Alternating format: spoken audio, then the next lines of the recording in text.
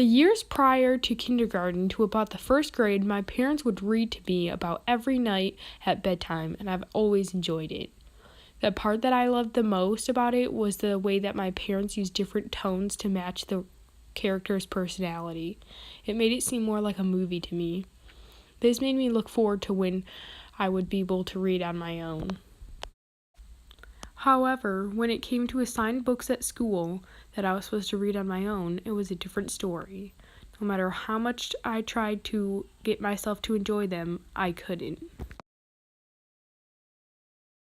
I've tried to force myself to read it without giving up, but I couldn't manage to unless my mom was there making sure I did.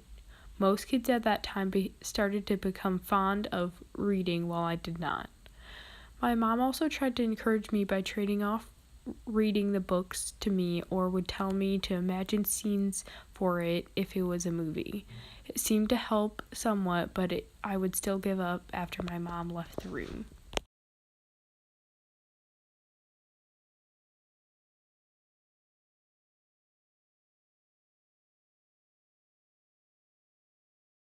Once I reached the third grade, things seemed to change. I finally began to enjoy some of the books the teacher gave to me. For example, this was the time when everyone at school was reading comic books, like from the comic book series Bone. Comics were really enjoyable for me because of all the images that went along with the story. I believe this is what helped me transition from Dr. Seuss-like books to more academic and school-related books.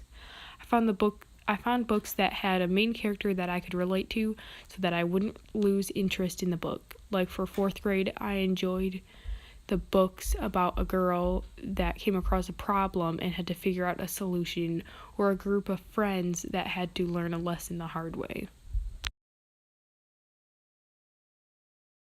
In the 5th and 6th grade, I discovered a book series that became one of my all-time favorites.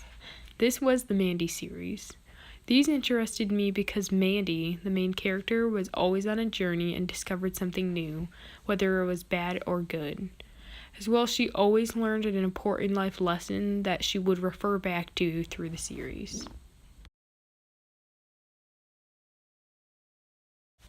Some school-assigned books also even became some of my favorite books, like The Fault in Our Stars, and Then There Were None, and The Hunger Games that I read in the 8th grade, as well as Macbeth and Romeo and Juliet from 9th and 10th grade. After I grew out of my dislike for reading, I began to see that there were books that can be interesting and sometimes make me never want to set them down. My life as a reader took a lot of turns, but I've learned that books aren't that bad and can sometimes be an activity that I really enjoy.